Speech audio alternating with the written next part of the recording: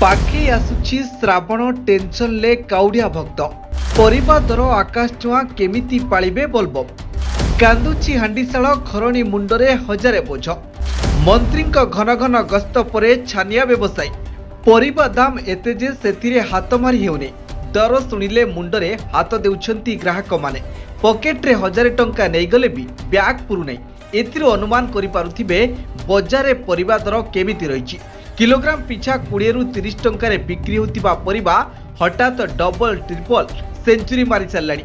आगको आसुछि श्रावण मास जहाकु नै बोलबम भक्तंक साधारण जनता भी टेंशन ले पड़ी जाइछंती आउ जहाकु नै एबेठु कांदुछि हांडीशाल।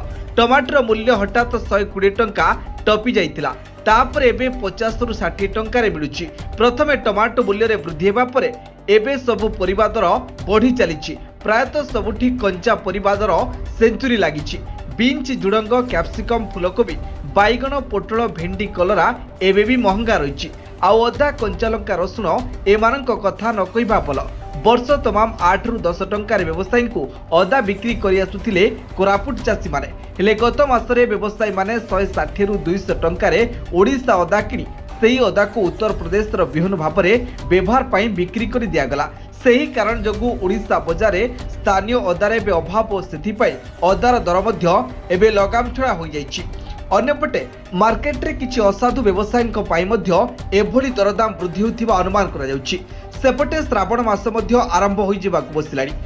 श्रावण मासरे लोके साधारणतः निराम खाई थांती हेले पनीपरिबार एपरी दर वृद्धि देखि गरीब गुरिबा मध्यवित्त परिवार एबे चिंताग्रस्त। अन्यपटे राज्य सरकार पक्षरु विभिन्न गोदाम रे चढ़ाऊ सह असाधु व्यवसायी मानकु कड़ा तागिद करा जाइछि। तेबे देखिबाकु बाकी श्रावण केमिति रहुछि परिबा दर। ब्यूरो रिपोर्ट ताराधुच लाइव।